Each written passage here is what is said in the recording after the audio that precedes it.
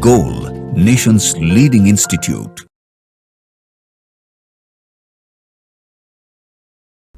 Hello students, myself Deepak Deep and I am going to discuss physical chemistry part of AITS Min Test 8th which was held on 17th November 2024.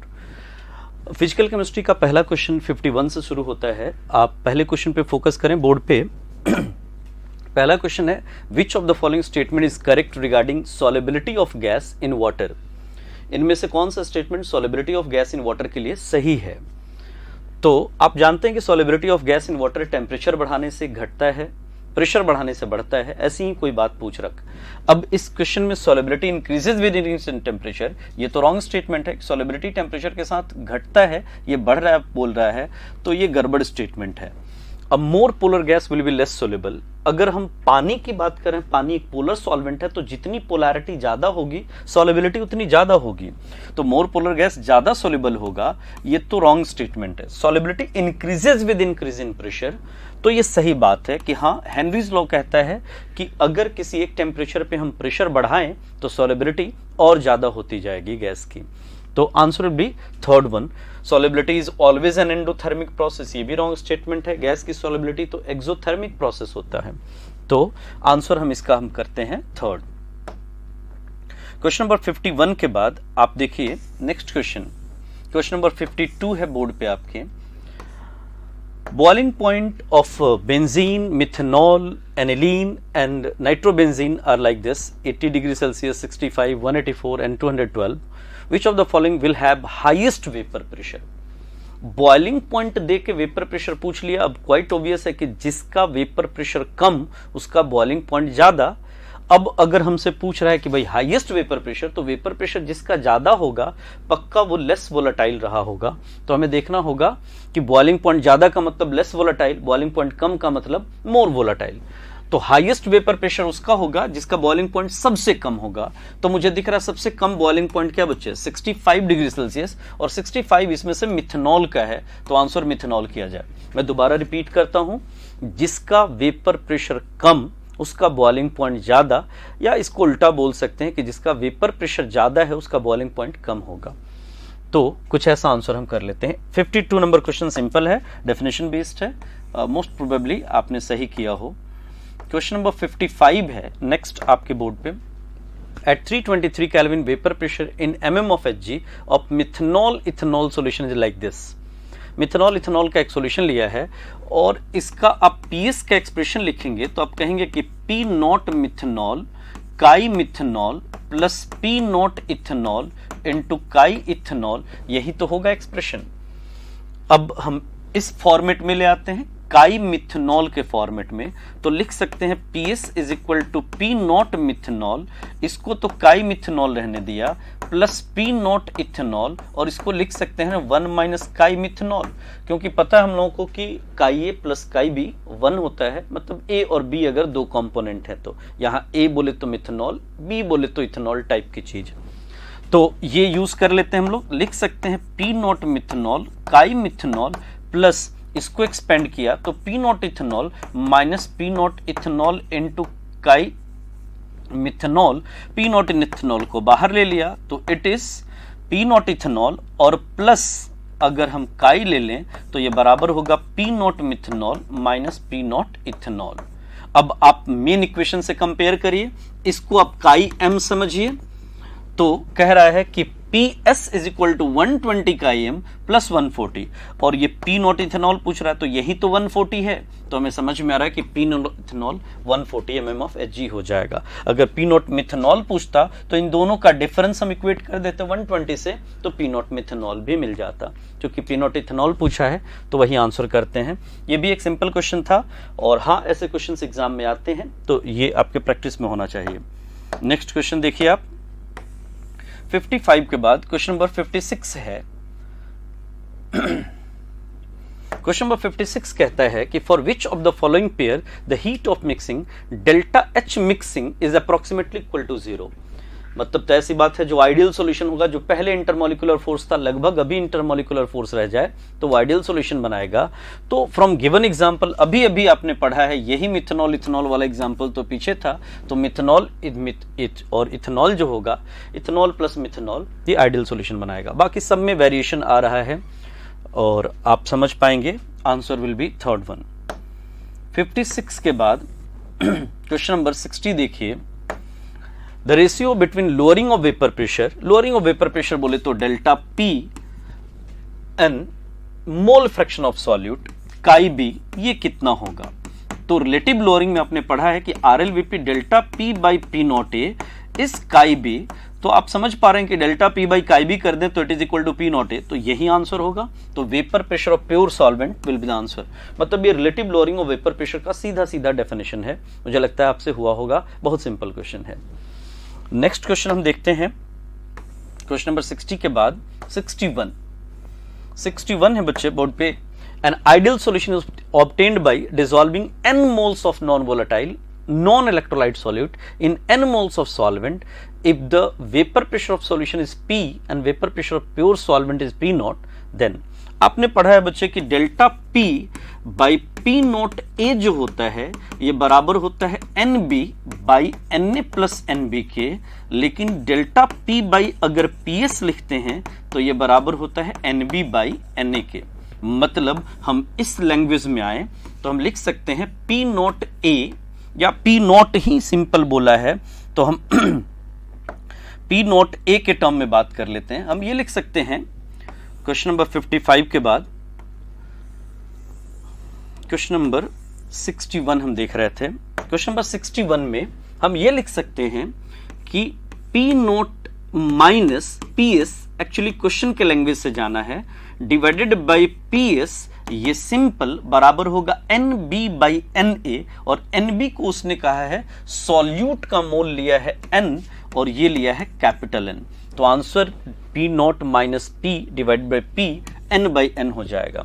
मतलब आपके knowledge में दोनों formula होना चाहिए, delta P by P not A जैसे मैंने बोला ये बराबर होता है NB by Na plus NB के, जहां B से मेरा मतलब सॉल्यूट और A से मेरा मतलब सॉल्वेंट है, और हम लिख सकते हैं डेल्टा P बाई PS ये बराबर होता है बस NB बाई Na के, और ये ज्यादा यूज किया जाता है क्वेश्चन करते वक्त। ये स्टैंडर्ड डेफिनेशन है RLVP का, सिंपल। तो ये क्वेश्चन भी मोस्ट प्रोबेबली आपसे सही हुआ हो। 61 के बाद क्वेश्चन नंबर 65 एक इंफॉर्मेशन बेस्ड क्वेश्चन है कि ब्लड इनमें से किससे आइसोटोनिक होता है। क्योंकि आप बायो के स्टूडेंट्स हैं, आपको पता होगा कि in our blood 0.9% weight by volume होता है ग्लूकोज, तो 0.9% वेट बाई वॉल्यूम होता है सोडियम क्लोराइड NaCl का कॉन्सेंट्रेशन, तो answer will B 0.9% weight by volume.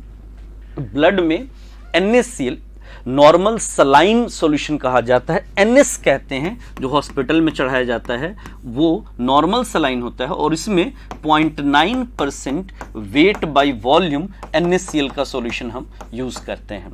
तो ब्लड में यही कॉन्सेंट्रेशन होता है, ये आइसोटोनिक होता है ब्लड के साथ। तो ये इंफॉर्मेशन बेस्ड था, मोस्ट प्रोबेबली आपसे सही हुआ हो। क्वेश्चन नंबर 65 के बाद 66 देखें आप। क्वेश्चन नंबर 66 है, a semi permeable membrane separates a solution which is 0.012 molar. एक तरफ 0.021 मोलर ग्लूकोज का सॉल्यूशन, दूसरी तरफ 0.250। मतलब आपको पता है कि अगर SPM के अबाउट हम एक तरफ 0.012 मोलर लें और 0.250 मोलर लें सेम ग्लूकोज का सॉल्यूशन, तो वाटर हमेशा सॉल्वेंट लोअर कॉन्सेंट्रेशन से हायर कॉन्सेंट्रेशन की तरफ स्पॉन्टेनियस मूव करता है, और इसको रोकने के लिए मुझे इसी साइड प्रेशर लगाना होगा। तो प्रेशर में 0.250 मोलर साइड लगाऊंगा। कह रहे कि क्या हम किधर प्रेशर लगा दें कि इससे नेट फ्लो रुक जाए, ऑस्मोटिक प्रेशर किधर अप्लाई करना होगा, obviously towards high concentration and. Next question आप देखिए, क्वेश्चन नंबर 66 के बाद 67 है, the relationship between osmotic pressure of 10 gram glucose, 10 gram urea, 10 gram sucrose, 250 ml water का रिलेशन चाहिए हमको। हमें पता है कि पाई जो होता है बच्चे, वो पाई बराबर होता है ICRT के। चूंकि आई ग्लूकोज, यूरिया, सुक्रोज सबका सेम है, आर कांस्टेंट, टी कांस्टेंट, तो इंफॉर्मेशन बस सी का देखना है। सी बोले तो मोलारिटी, कंसंट्रेशन वो होगा weight of solute by molar mass of solute into volume of solution, अगर मिलीलीटर में है, इनटू 1000। मुझे समझ में आता है कि WB भी सेम है, V सेम है, तो इंपॉर्टेंट रह गया मोलर मास। यही क्रॉस चेक करना है, जिसका मोलर मास ज्यादा ऑस्मोटिक प्रेशर उसका कम होगा। तो आपको पता है कि सुक्रोज के लिए मॉलिक्यूलर मास 342 ग्राम पर मोल होगा, यूरिया के लिए मॉलिक्यूलर मास 60 ग्राम पर मोल होगा, और ग्लूकोज के लिए मॉलिक्यूलर मास 180 ग्राम पर मोल होगा। चूंकि यूरिया का मॉलिक्यूलर मास सबसे कम है तो इसका ऑस्मोटिक प्रेशर सबसे ज्यादा होगा। यूरिया बोले तो π2, तो π2 सबसे ज्यादा, फिर π1, फिर π3, तो आंसर विल बी थर्ड। 67 का आंसर हमें थर्ड करना चाहिए। बोले तो सबसे ज्यादा किसका बच्चे? यूरिया का, फिर ग्लूकोज का, और फिर हमारा कहीं सुक्रोज का होगा। तो ये भी सिंपल क्वेश्चन था, प्रोबेबली आपसे सही हुआ हो। नेक्स्ट क्वेश्चन देखिए, क्वेश्चन नंबर 70 कह रहा है कि water should boil at 90 degree Celsius at pressure. आपको पता है कि बॉइलिंग पॉइंट प्रेशर डिपेंडेंट है। 1 एटमॉस्फेयर प्रेशर पे वाटर का बॉइलिंग पॉइंट 100 डिग्री सेल्सियस होता है, और जैसे जैसे प्रेशर बढ़ेगा बॉइलिंग पॉइंट और बढ़ेगा। तो हमें समझ में आता है कि प्रेशर घटेगा तो बॉइलिंग पॉइंट घटेगा। तो अगर 90 डिग्री सेल्सियस आप कह रहे हैं तो पक्का प्रेशर 1 एटमॉस्फेयर से कम रहा होगा। तो लेस देन 1 एटमॉस्फेयर आंसर करते हैं। आपको याद रखना चाहिए कि अगर P बढ़ता है तो बॉइलिंग पॉइंट भी बढ़ता है, ऐसा एक स्टेटमेंट। नेक्स्ट क्वेश्चन देखिए, 70 के बाद 74 है, rise in boiling point of a solution containing 1.8 gram glucose in 100 gram of a solvent is 0.1 degree Celsius. Formula हमने लगाना है बच्चे, delta TB is equal to I into KB into M। Delta TB हमको दिया हुआ है 0.1, I 1 होता है, KB ये हमसे पूछ रहे हैं, और मोलालिटी की जगह पे डेटा दिया है 1.8 ग्राम ग्लूकोज, ग्लूकोज बोले तो 180, 100 ग्राम सॉल्वेंट, और सॉल्वेंट हमारा है the rise in boiling point 1.8 gram glucose in 100 gram solvent is 0.1, molar elevation constant of the solvent is. तो अभी सॉल्वेंट हम इस जगह पे इनटू 1000 कर देते हैं मोलालिटी के बेसिक फॉर्मूले में। ये हमारा कैंसिल हो रहा है, 0000, ये 18 से 180 10 टाइम्स, तो KB समझ में आ रहा है 1, तो 1 केल्विन पर मोलल, ऐसा कोई आंसर फर्स्ट कर देंगे। तो 74 का आंसर फर्स्ट समझ में आता है। सॉल्वेंट डिफाइन नहीं है, नहीं भी डिफाइन है तो क्या फर्क पड़ता है, उसका इंपॉर्टेंस नहीं है, क्योंकि KB ही तो पूछ लिया, उसका KB हमने निकाल लिया। नेक्स्ट क्वेश्चन देखिए आप, 74 के बाद question number 75, which of the following pair of solution can we expect to be isotonic at the same temperature? isotonic कहा आपने तो पक्का पाई सेम होना चाहिए, मतलब ICRT सेम होना चाहिए, T कांस्टेंट R कांस्टेंट, तो IC सेम होना चाहिए। तो कॉन्सेंट्रेशन और I का प्रोडक्ट, चलिए इसका I2 होता है, कॉन्सेंट्रेशन बराबर है, पक्का आइसोटोनिक नहीं है। कॉन्सेंट्रेशन बराबर है लेकिन I डिफरेंट है, ये 1 और ये 3 है, नहीं है। I3 है, I2 है, कॉन्सेंट्रेशन बराबर है, नहीं है। कॉन्सेंट्रेशन बराबर है और I भी बराबर है, तो ये आंसर हम कर देंगे। दोनों का I3 है और कॉन्सेंट्रेशन 0.1 मोलर ईच है। नेक्स्ट क्वेश्चन देखिए आप, क्वेश्चन नंबर 75 के बाद क्वेश्चन नंबर 80। क्वेश्चन नंबर 80 है बच्चे, वांट ऑफ फैक्टर दिया है, कंप्लीट डिसोसिएशन आपको सोचना है, तो मैच कराना है आपको। ग्लूकोज का वांट ऑफ फैक्टर आप जानते हैं अच्छे से कि ग्लूकोज आयनाइज नहीं होता, तो Q हो गया, NaCl 2 मोल में टूट जाएगा, MgCl2 3 मोल में टूट जाएगा, और AlCl3 4 मोल में टूट जाएगा। तो समझ में आता है A का Q पहले ऑप्शन में दिख रहा है, B का P भी दिख रहा है, C का R, तो पहला ऑप्शन सही लग रहा है, फर्स्ट ऑप्शन में सारा मैच कर रहा है। ये आसान सा क्वेश्चन है वांट ऑफ फैक्टर का, और वांट ऑफ फैक्टर बहुत इंपॉर्टेंट है, अगर आपने किया है तो वांट ऑफ फैक्टर के क्वेश्चंस खूब आते हैं एग्जाम में, तो ये प्रैक्टिस में रहना चाहिए। होप आपने ये सही किया हो। नेक्स्ट क्वेश्चन देखिए, क्वेश्चन नंबर 80 के बाद अगर CCl4 और टॉल्यूइन मिलाते हैं तो भाई क्या हो जाएगा, ये भी बहुत सिंपल सा क्वेश्चन है, होप आपने सही किया हो। पॉजिटिव डिविजन का एग्जांपल है, NCERT जरूर पढ़िए इसके लिए। तो मोर देन 50 ml आ जाएगा। 84 के बाद नेक्स्ट क्वेश्चन देखिए, अगर आप question number 88, Henry's law constant for CO2 in water KH is given. KH की वैल्यू दे दी बच्चे कितनी, 1.6 इंटू 10 का power 8 pascal. Quantity of CO2 पूछ लिया है 3.2 बार प्रेशर पे। आपको पता है कि P जो होता है ये बराबर होता है KH into mole fraction of gas. तो P की जगह पे हमने रख देना है 3.2, चूंकि बार में है तो पास्कल मिलाने के लिए 10.5 कर दिया। KH की वैल्यू 1.6 इंटू 10 का पावर 8 रखा। मोल W मान लेते हैं, मॉलिक्यूलर मास 44 होता है, W मास ग्लूकोज का ले लिया, और कितने वाटर में डाला है भाई, 500 ग्राम वाटर में इंटू 18। तो ये हमने सॉल्व करना है, सॉल्व करते हैं तो आंसर मिल जाएगा। सिंपल सा कैलकुलेशन है, आप सॉल्व कर सकते हैं। सॉल्व करेंगे तो 2.44 ग्राम 88 का आंसर आपको मिल जाएगा। तो आप सिंपल 88 का आंसर कर सकते हैं, 2.44 ग्राम। नेक्स्ट क्वेश्चन देखिए, question number 89, which of the following behavior is true about ideal binary solution of liquid A and B? P not A से P नॉट B ज्यादा है भाई, ठीक है। P नॉट A और P नॉट B में अगर आप कह रहे हैं कि इधर हम वेपर प्रेशर ऑफ A और इधर वेपर प्रेशर ऑफ अगर B दिखाएं हम, तो आप कह रहे हैं कि P नॉट A कहीं यहां है, P नॉट A तो यहां है कहीं P नॉट B, मतलब P नॉट B आपने ज्यादा कहा है। तो इसका मतलब P नॉट A का ट्रेंड ये वाला होगा, P नॉट B का ट्रेंड ये वाला होगा, और P सॉल्यूशन ये ट्रेंड फॉलो करेगा। तो P सॉल्यूशन टाइम के साथ ऑब्वियसली मोल फ्रैक्शन ऑफ, यहां काई A 1 है और काई B 0 है, मतलब काई B इंक्रीजिंग है, और यहां काई B 1 है और काई A 0 है। जब प्योर B है तो P नॉट B है, प्योर A है तो ये NCERT का ग्राफ है। अब आप कह रहे हैं कि PS का ग्राफ क्या होगा काई B के साथ, तो PS ये है और काई B के साथ पॉजिटिव स्लोप लीनियर मिलेगा, तो आंसर सेकंड हो जाएगा। 89 बहुत सिंपल सॉल्यूशन का, राउल्स लॉ का डेफिनेशन बेस्ड क्वेश्चन है, लेकिन हाँ ग्राफ इंपॉर्टेंट है आपको। अगर यही P नॉट भी नीचे होता तो नेगेटिव स्लोप का ग्राफ मिलता।